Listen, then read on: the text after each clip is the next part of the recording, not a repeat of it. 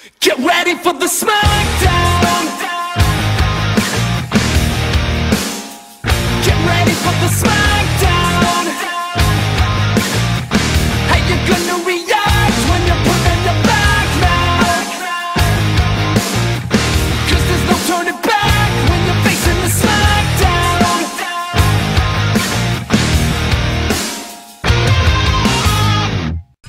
What up, guys? M.V.K here coming to you again.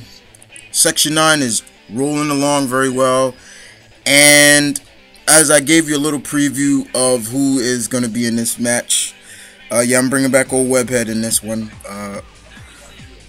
but I got him going up against another character, and I have Inque from the Batman Beyond series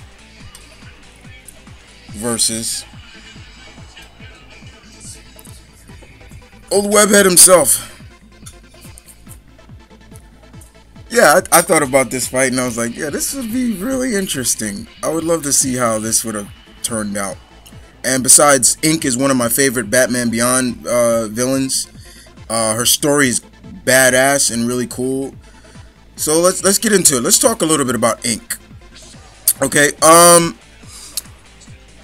when she first appeared in Batman Beyond, this animated series, the title was called Disappearing Inque, and she practically is one of Terry's deadliest of his foes. She's basically like a mixture of Venom, Sandman, all those metamorphic like characters, but she also had a heart, and she was like a mercenary for hire, but when she went against Terry, she used to kick the shit out of this guy. I don't know. There was sometimes where it just made like almost like Terry, you know, just quit sometime. But that's unlike it. When they transitioned her over into the comic in the later Batman Beyond comic series, we got an introduction of her origin. And she's from a war-torn country. She was smuggled into Gotham City. She lived on the street, and she was pregnant. And the way that she was able to pay for her, you know, all her child support and everything like that, she was a test tube for mutagenic experiments. Hence, how she became what she is now. And that was a really good story. If you haven't read that, that's from Batman Beyond. I think Volume 4 before they relaunched the series. But yeah, Inque was a devastating, really good character. Her weaknesses, I believe, were water. She didn't like the water. Terry used to freeze her a lot, and she can be shocked as well, but she was cool nonetheless. So we move on, of course, and this guy right here needs no introduction. Everybody should know who this guy is. Peter Parker, the amazing, the sensational, the spectacular, all those adjectives you want to throw in there. Spider-Man. We all know the story about Peter Parker. High school kid, used to get bullied, went to a demonstration of basically radioactivity. He was bitten by a radioactive spider. He gained the abilities of the spider: super strength, speed, agility, able to cling to walls, a sixth sensory sense, which he calls spider sense, that warns him of personal danger. And he's one hell of a intelligent man, let's just put it like that. He was the one that created a lot of his gadgets, including the famous web shooters, which his webbing is very, very strong. Peter's he's an icon. We all know that Spider-Man's an icon. He's just as much of an icon as Batman, Superman, all those other guys like that. They may have been out longer than him, but he's just up on that pedestal. And he truly is, as we all know, one of the most relatable characters in comic books today. People get behind this guy, and we love to see that old Parker luck. As of right now, he's doing well for himself now. I mean, he's got a new job. He's being able to create new devices for himself. I think they're kind of going a little bit overboard with that, but that's just me. He's an Avenger. He's, of course, members with his family, the Fantastic Four. They do consider him a family member. He is now he learned martial arts now under the tutelage of Shang-Chi. Shang-Chi taught him Kung Fu, and then Shang-Chi helped him create his own martial arts style known as the Way of the Spider. And Peter, is just one of a kind. He's just one of those characters you love.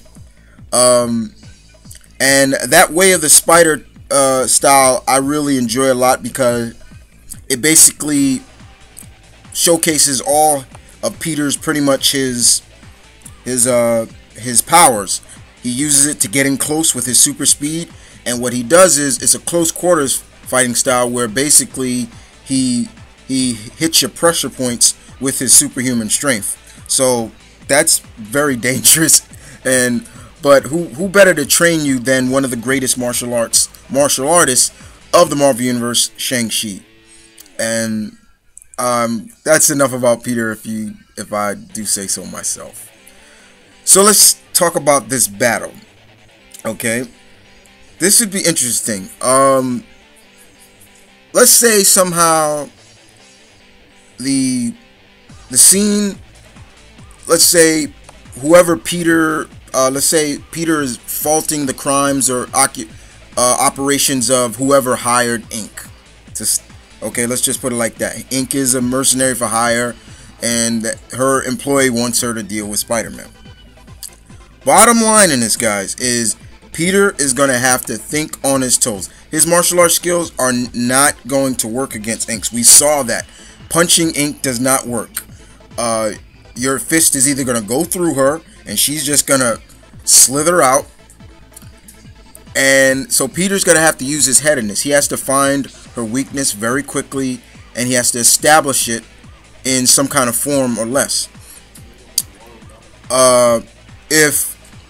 If Inque gets a hold of him, yeah, it could be over for Pete. It definitely could be over. Not saying that he couldn't break free with his super strength, but let's face it, when she squeezes you, she could easily just go inside Peter's nostrils or something like she did to Terry when she made him swallow her. And pretty much she was trying to burst out of him. So basically, like I'm saying, guys, Pete's going to really have to think on his toes in this. He has to use that brain of his and probably come up with some special type of webbing for him, or something like that, or some other device. But, Pete does have experience with metamorphic characters. So there is an experience factor in there, but I would never count Inque out of it. Most definitely, never count her out of it. But definitely, Peter's going to have to think on his toes. Bottom line, there's going to be bruises. And even if Peter somehow wins, there's going to be bruises. He's probably going to have some broken ribs or some arms out of his socket, something.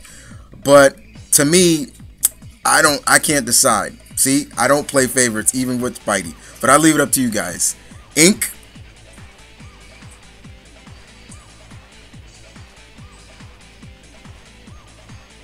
or Spider-Man?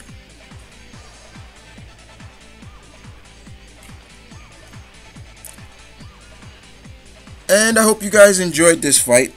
We got a Batman Beyond future villain versus the old webhead himself. Like I've always said, most of the time, no matter what Batman, the Rogues Gallery can work well for even Spidey, and I've always said that. Like I said, you can reverse all of Bruce's villains and give them all to Spidey, and give Pete's villains all to Bruce, and they would work very well.